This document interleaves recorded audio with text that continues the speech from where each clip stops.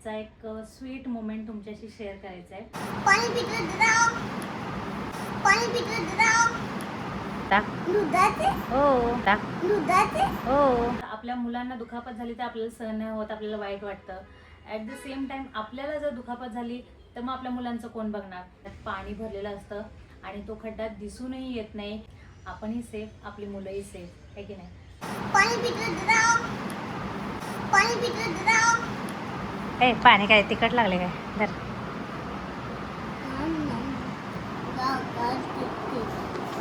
या नाश्ता करायला तर म्हण, या नाश्ता करायला म्हण. विहान या नाश्ता करायला. विहान या. अरे देवा, विहान म्हण. या नाश्ता करायला. विहानला बोलतोय तू नाश्ता करायला.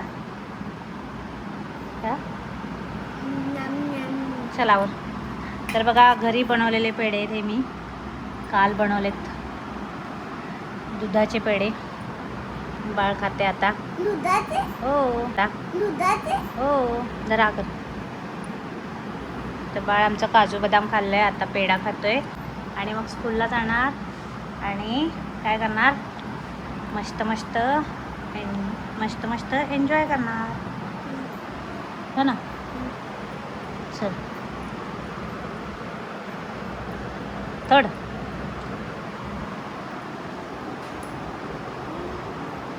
Hello everyone, welcome back to another new blog. सगळ्याची श्रद्धेने सियाला स्कूलला पाठवले, तुझे पप्पा पण गेले ऑफिसला आणि आता विहानचं आवडले. विहानला स्कूलला पाठवते मी. आणि काल मी घरी दुधाचे पेढे बनवले होते. तर फर्स्ट टाईम बनवले त्यामुळे मी रेसिपी नाही शेअर केली. म्हटलं कसं बनते मला माहीत नाही, म्हणजे चांगलं झालं तर मी शेअर करेल ना. तर असा बनलेला आहे पेढा. छान झालं विहान. मग आपण नेक्स्ट टाईम जेव्हा बनवू तेव्हा मी रेसिपी शेअर करते. हां म्हणा, आम्ही नेक्स्ट टाईम बनवू तेव्हा तुम्हाला शेअर करतो रेसिपी. म्हणा काय तोंडाचं कोण बोलायचं. बोल बोल पटकन खा ना, बोल ना. अय्यो डोळ्यावर कसं करते, बोल ना. नेक्स्ट टाइम आम्ही जेव्हा बनवू ना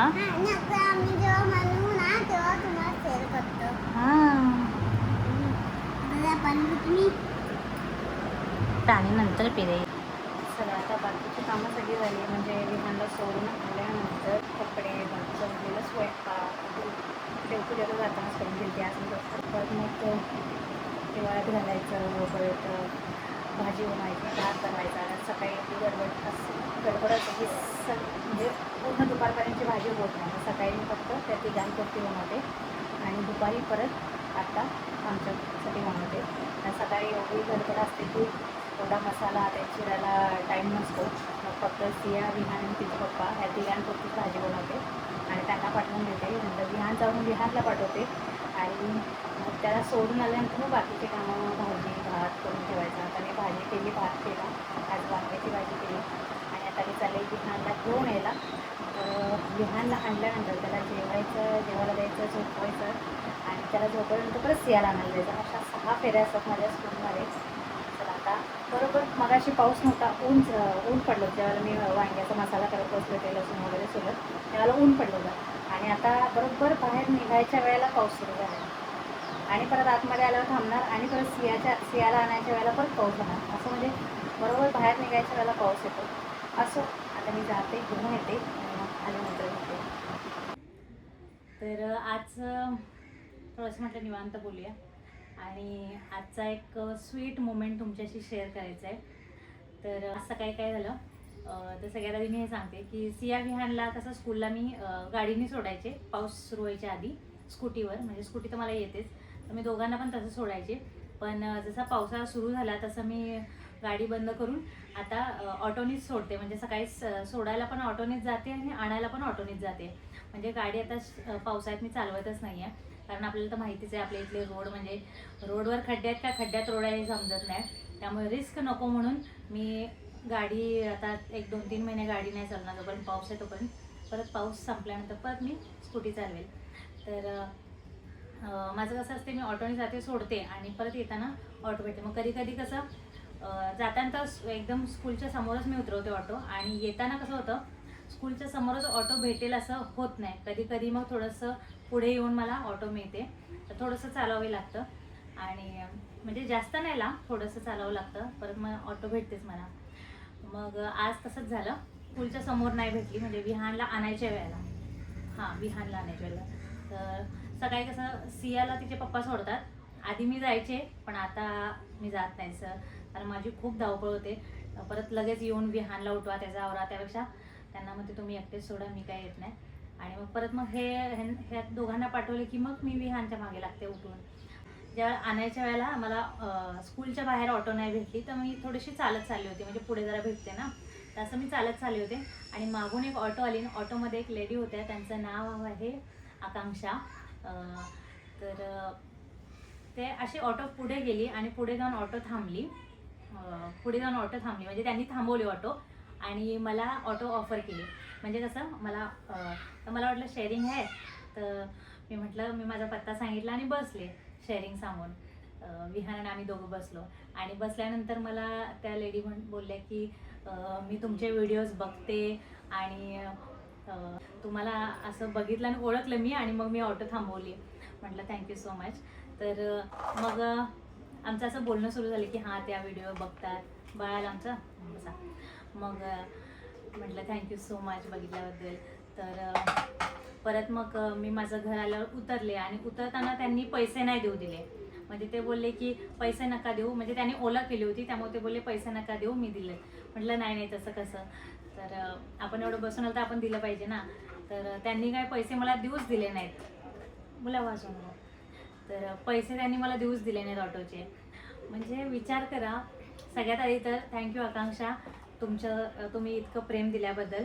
आणि दुसरी गोष्ट, बघा मला विश्वासच नाही बसत. म्हणजे जशी मी इकडे आली आहे ना, तर मला खूप जण भेटतात जे माझे व्हिडिओज बघतात, माझे सबस्क्रायबर्स आहेत. तर मला असं विश्वासच बसत नाही की कल्याणमध्ये इतकी लोक मला बघतात. म्हणजे असं आपल्याला माहीत असतं ना की ऑल ओव्हर महाराष्ट्र लांब लांब ठिकाणून बघतात आपल्याला, पण कल्याणमध्येच इतके मला भेटतात. म्हणजे मला माहीतच नव्हतं की कल्याणमध्ये माझे इतके व्ह्युअर्स आहेत जे मला बघतात डेली. आणि खरंच मी जिकडे जाईल तिकडे ना मला आपले सबस्क्रायबर्स भेटतात आणि सांगतात की आम्ही तुमचे व्हिडिओज बघतो. तर थँक्यू सो मच तुमच्या सगळ्यांच्या प्रेमाबद्दल. आणि थँक्यू सो मच आकांक्षा.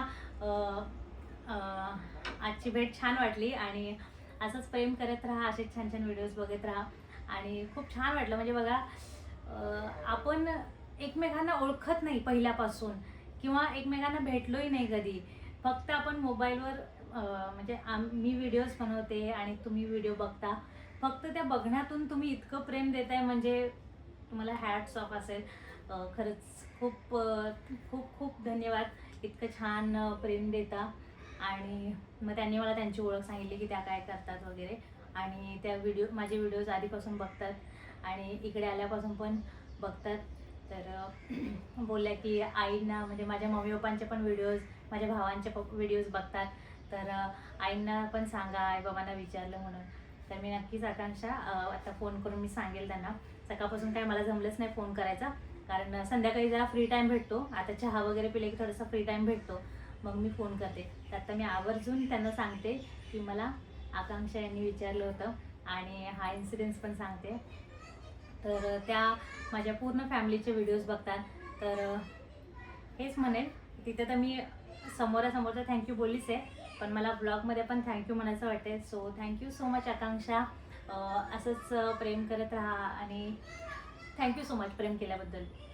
तर हा असा स्वीट मोमेंट आज झाला, आणि खरंच खूप छान वाटतं. म्हणजे बघा, व्हिडिओज आम्ही करतो आणि तुम्ही आम्हाला बघता, पण आम्हाला तुम्हाला बघायचं वेळ मिळत नाही ना. म्हणजे आम्ही तुम्हाला बघू नाही शकत, तुम्ही आम्हाला बघू शकता पण आम्ही तुम्हाला नाही बघू शकत. आणि असं अचानक जर भेटलं कोणी आणि बोलले की आम्ही तुमचे सबस्क्रायबर्स आहोत किंवा आम्ही तुमचे व्हिडिओज बघतो, आणि जेव्हा आम्ही तुम्हाला भेटतो ना त्यावेळेला आम्हाला खूप छान वाटतं की जे आपल्याला बघतात त्यांना आपण प्रत्यक्ष बघतोय, आणि प्रत्यक्ष त्यांच्या बोलण्यातून, त्यांच्या बॉडी लँग्वेजवरून ते असं प्रेमच देत असतात आणि इतकं छान छान बोलतात.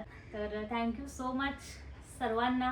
असंच प्रेम करत राहा. आणि सिया विहानचं चालू आहे बाहेर TV बघायचं, आणि आता माझा व्लॉग झाला की मग सियाला अभ्यास देणार आणि मग मी स्वयंपाक करणार. तर म्हटलं 2 मिनटं बसून आजचा हा स्वीट मोमेंट तुमच्यासोबत शेअर करूया. तर असा होता आजचा हा एक्सपिरियन्स. आणखीन एक गोष्ट मी सांगायची विसरले आणि जी मला आवर्जून सांगावीशी वाटते ती म्हणजे जसं मी आता ऑटोमध्ये सांगितलं की मला आपले सबस्क्रायबर्स भेटले, तर त्यांनी पण मला सांगितलं की परवा एक लेडी असंच मुलांना घेऊन जाताना गाडीवरून पडल्या आणि भरपूर त्यांना लागलं. तर मला हेच सांगायचं आहे की एक रिक्वेस्ट करेल की प्लीज 1-2 महिने गाडी अवॉइड करा आणि ऑटोनीच जा. कसं होते 1-2 महिने थोडे पैसे गेले तर चालतील, पण आपला आणि आपल्या मुलांचा जीव महत्त्वाचा आहे आणि त्यांची हेल्थ महत्त्वाची आहे. म्हणजे कसं आपल्या मुलांना दुखापत झाली तर आपल्याला सहन नाही होत, आपल्याला वाईट वाटतं. ॲट द सेम टाईम आपल्याला जर दुखापत झाली तर मग आपल्या मुलांचं कोण बघणार. त्यामुळे आपल्याला स्वतःचीही काळजी घ्यायची आहे आणि आपल्या मुलांचीही काळजी घ्यायची आहे. त्यामुळे ना प्लीज 1-2 महिने जोपर्यंत हा पावसाळा संपत नाही तोपर्यंत तुम्ही गाडी अवॉइड करून ऑटोचं म्हणजे ऑटो यूज करा सोडायला आणायला. आता माझ्या तुम्हाला सांगते टोटल 6 फेऱ्या होतात. म्हणजे सकाळी सियाल तर तिचे पप्पा सोडतात, पण नंतर विहानला सोडायला जायचं, परत मी घरी रिटर्न येणार, परत विहानला आणायला जायचं, परत मी रिटर्न येणार. हे 4 फेऱ्या झाल्या. परत सियाला आणायला जायचं आणि तिला घेऊन यायचं. अशा टोटल माझ्या 6 फेऱ्या होतात. स्कूल घर. त्यामुळे आणि ऑटोला 15 रुपये म्हणजे जायचे 15 यायचे 15 असे टोटल माझे एका दिवसाचे 90 रुपये जातात. पण प्लीज 1-2 महिने गाडी अवॉइड करा आणि रिक्षाचा यूज करा, जेणेकरून आपणही सेफ, आपली मुलंही सेफ आहे की नाही. कारण इतकी रोडची अवस्था खराब आहे. कारण रोडवर खड्डे आहेत की खड्ड्यात रोड आहे काही समजत नाही. त्यात पाणी भरलेलं असतं आणि तो खड्डा दिसूनही येत नाही. इनफॅक्ट जे चेंबर असतात रोडवर तेही व्यवस्थित झाकले गेले असतील नसतील किंवा हलकंसं कॅप लावली असेल त्याची, काही माहीत नाही. पाण्यात काही दिसत नाही. त्यामुळे ती रिस्क नको म्हणून प्लीज 1-2 महिने तुम्ही गाडी अवॉइड करा आणि ऑटोचा यूज करा, एवढेच म्हणेन. तर हेच मला सांगायचं होतं. म्हटलं आवर्जून मी सांगेल. कसं इतर वेळी आपल्या कामाच्या ह्याच्यात विसरून जातं, काहीतरी महत्त्वाचं बोलायचं असतं पण लक्षात राहत नाही. पण आता हे एकदम बरोबर इन्सिडेन्स आल्यामुळे ते माझ्या लक्षात आलं. म्हटलं आवर्जून तुम्हाला सांगूया. चला आता मी सियाला अभ्यास देते आणि मी स्वयंपाक करते आणि नंतर भेटते थोड्या वेळात.